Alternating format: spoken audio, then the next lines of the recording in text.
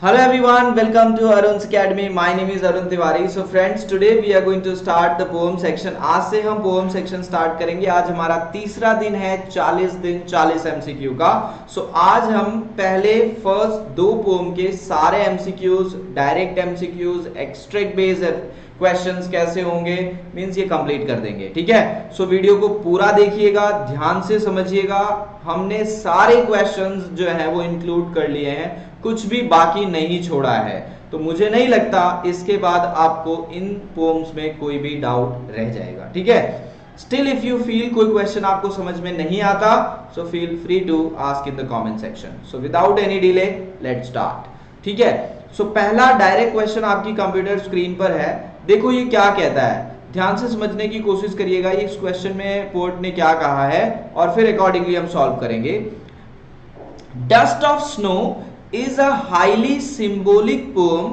Again, dust of snow is a highly symbolic poem because it highlights the, जो हमारी dust of pome है ये एक symbolic pome है.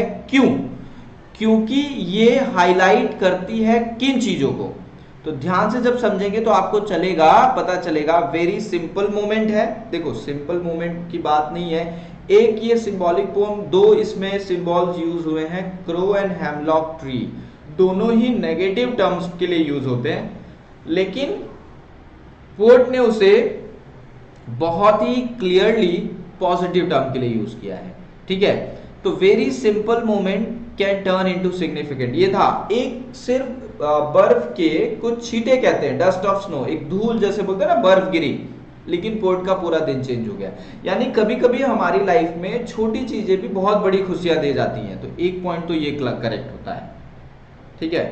पोर्ट देखो, क्रो जो है एज अ सिंबल यूज हुआ है, लेकिन खराब मीन पे नहीं, अच्छी, मतलब पोर्ट ने क्रो को एक अच्छे टर्म्स में यूज किया है.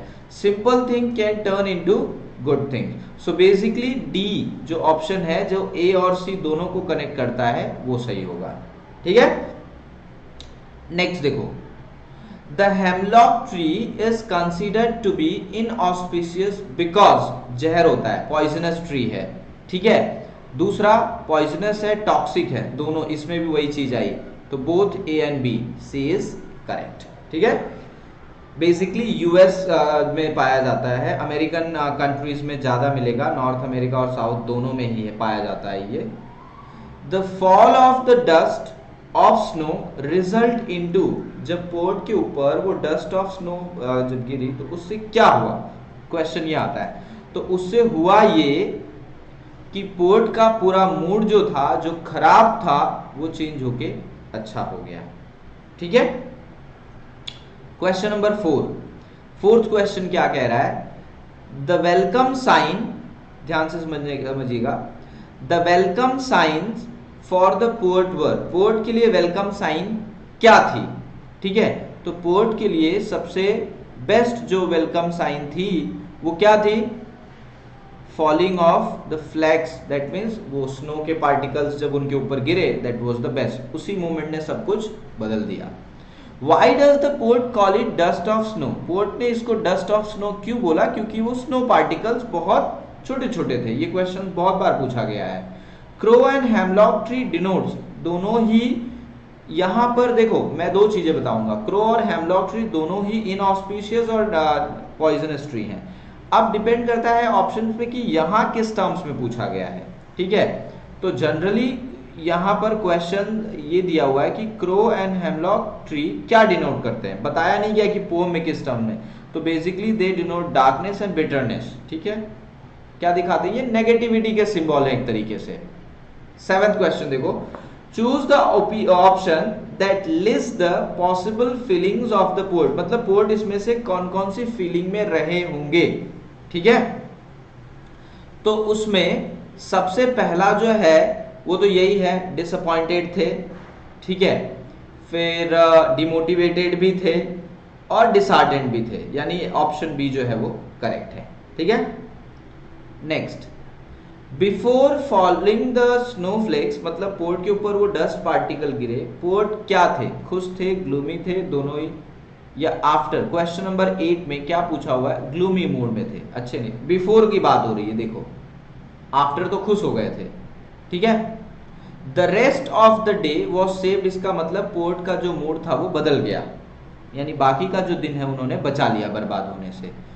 Through this pome the port conveys that, port इससे क्या मैसेज दे रहे हैं, टाइम हमेशा सेम नहीं होता, बदलता रहता है, उम्मीद हमें कभी छोड़नी नहीं चाहिए, लाइफ में हमेशा खुशियां किसी भी पल मिल सकती हैं, and always look for the brighter side, भले हाफ डे चला गया लेकिन हाफ जो बचा था उसको मैं बचा लेता हूं, ठीक है। Death is the law of course, change is the law of nature.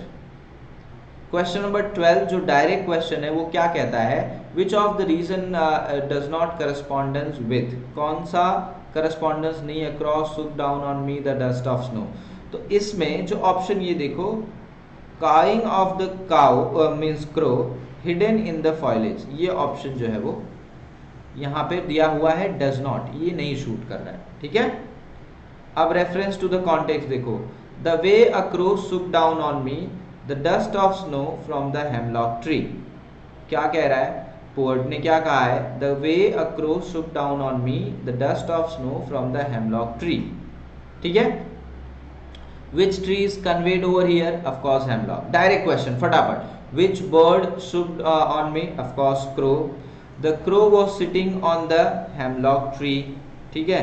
What is the rhyming sound? Rhyming crow को a लो, me को b लो, snow को again a लो, tree को me tree b. a b a b a b a b. देखो फटाफट question. What does dust of snow represent? Dust of snow क्या दिखाता है? Particles of snow. ये पहला हो गया 4, ठीक है। तो 12 वो और 5 ये, 17 question.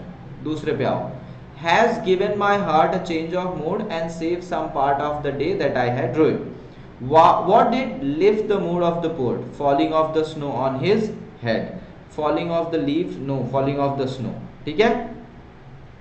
What does the poet talk about here, poet यहाँ किसकी बात कर रहे हैं, change of mood, change of habit, किसकी बात हो रही है, वो बहुत इंपॉर्टेंट है। तो उसको जब ध्यान से समझोगे तो तुम्हें समझ में आएगा कि पोर्ट यहाँ पे बात कर रहे हैं, पोर्ट का मूड चेंज हुआ है, नेचर नहीं। The poet save some part of the day which means that half of the day जो उनका खराब हुआ था वो बच गया। वॉट इज इनऑस्पिशियस, इसमें क्या इनऑस्पिशियस है, दैट इवेंट ब्रिंग्स टू, तो ये हमको ध्यान देना है Joy and happiness. Hemlock tree, crow दोनों ही नेगेटिविटी के इनऑस्पिशियस के सिंबल है, लेकिन यहाँ पर वो पॉजिटिव यूज हुए हैं। What does the port suggest through this, port इससे क्या सजेस्ट कर रहे हैं कि भाई एक छोटे से डस्ट पार्टिकल मेरे ऊपर गिरे लेकिन उन्होंने सब कुछ बदल दिया। तो छोटी चीजें भी कई बार बहुत कुछ जो है ना, पॉकेट साइज डायनामाइट, छोटी चीजें भी धमाका करती हैं। अब हम आते हैं फायर एंड आइस पे, इसके डायरेक्ट क्वेश्चन लेते हैं। Who has pen down the poem, किसने लिखी है, तो रॉबर्ट फ्रॉस्ट ने। फायर स्टैंड्स फॉर, फायर किसके लिए स्टैंड करता है, ये बहुत इंपॉर्टेंट है इस क्वेश्चन में, वायलेंस, डिजायर, ठीक है। आइस किसके लिए रिप्रेजेंट कर रहा है, ये बहुत इंपॉर्टेंट क्वेश्चन है, हमेशा सबको डाउट है फायर और आइस किसके लिए, कौन सा हेट्रेट के लिए है, कौन सा डिजायर के लिए है। तो भाई आप अभी देख लो, ice for hatred, fire for violence, जो डिजायर्स हैं वो, ठीक है। For the expression tasted of desire, मतलब पोर्ट अपनी पुरानी जो एक्सपीरियंसेस हैं उसकी बात कर रहे हैं, ठीक है। तो यहाँ पे पोर्ट क्या कह रहे हैं, experience of love and hatred. Question number 5, according to the poet what is enough in this world, both love and hatred दोनों है, तो इतनी हेट्रेड लोगों के अंदर भरी पड़ी है कि वो किसी को भी खत्म कर सकते हैं, ठीक है। According to the poet what will put an end to this world, fire and ice both, ठीक है, दोनों ही। In the poem the poet has tasted desire, from what I have taste of desire, जो उन्होंने experience किया है। Through the poem fire and ice the poet wants to convey that, क्या convey करना चाहते हैं, human misdeeds will end this world, yes, हमारी जो ज्यादा पाने की इच्छा है ना, डिजायर, एक दिन इस दुनिया को खत्म कर देगी।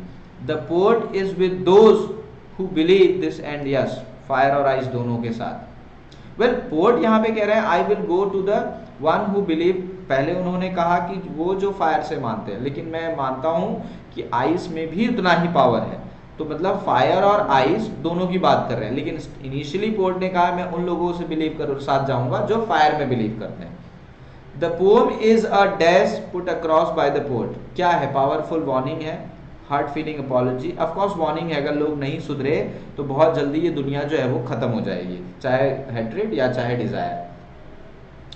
Identify the most likely tone of the poet to say for the destruction ice is also great. ये सार्कास्टिक है, सीरियस है, ऑफ कोर्स अम्यूज हंसी की बात और सेलिब्रेटरी तो नहीं है, सार्कास्टिक भी नहीं, पोएट बहुत सीरियस होके कह रहे हैं, ठीक है।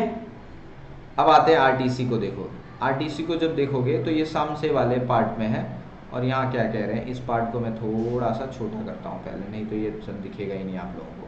चलो, who are some are of course humans. What does the fire symbol, यही क्वेश्चन सबसे ज्यादा आप लोगों को डिस्टर्ब कर रहा था कि फायर यहाँ पे क्या है, डिजायर, ठीक है। The world would end in either of the way to fire and ice. What does the poet compare fire with, destructive feature of human emotions, destructive feature of human, अच्छा constructive feature, of course destructive की बात होगी भाई, तो अरे कहाँ भी कर रहा हूँ यार, कंस्ट्रक्टिव थोड़ी होगा हमारा, डिस्ट्रक्टिव, जो पूरे इस वर्ल्ड को डिस्ट्रॉय कर देगा। What is the rhyming sound of this, इसका राइमिंग स्कीम अगर हम निकालें तो क्या होगा इसका rhyming scheme, fire A, ice B, desire A, okay, again fire and desire, fire desire fire A B A, क्या होगा ए बी ए, ये रहा। दूसरा, but if it had to perish twice, दूसरा वाला जो है अगर खत्म होना हो तो कैसे, तो ये आइस से दोबारा खत्म होगा, ठीक है। दूसरा क्या है, what is the poetic device, कौन सी poetic device use it to say for the destruction ice is also great, ठीक है। तो उसमें यूज हुआ इमेजिनरी, पोएट इमेजिन कर रहे हैं कि कैसे इस दुनिया को खत्म होगा, ये पूरी पोम इमेजिनरी एक तरीके से कह सकते हो। क्वेश्चन नंबर 3 क्या कह रहा है वो देखो ध्यान से, what would the better option, दोनों ही हैं, ठीक है। And the last option, what would be the consequences if we do not control our emotions, it will you know lead us to the words of destruction, खत्म हो जाएंगे। So basically हमने कितने क्वेश्चंस किए भाई, 5 5 10, और इसके कितने हैं डायरेक्ट क्वेश्चंस, डायरेक्ट क्वेश्चंस थे 12, 22 और 22 टोटल, और यहाँ पे सो टोटल 44, 4 क्वेश्चन एक्स्ट्रा ही करा दिए भाई, ठीक है। किसी को दोनों पोम में कोई भी डाउट हो कमेंट सेक्शन में लिख देना, अगला वीडियो जब डालूंगा तो उसमें नेक्स्ट 2 पोम को ले लूंगा, ठीक है। 40 डेज 40 MCQs, ठीक है। सो फटाफट वीडियो को शेयर करना, और कहीं पर भी किसी टॉपिक में कुछ डाउट हो बेझिझक पूछ लेना, बहुत जल्दी आपको दूसरे सब्जेक्ट की भी वीडियोस हम देंगे, ठीक है। अभी सरप्राइज रखा है उसको लोगों के लिए। सो मिलते हैं नेक्स्ट वीडियो में, till then take care, bye bye, love you.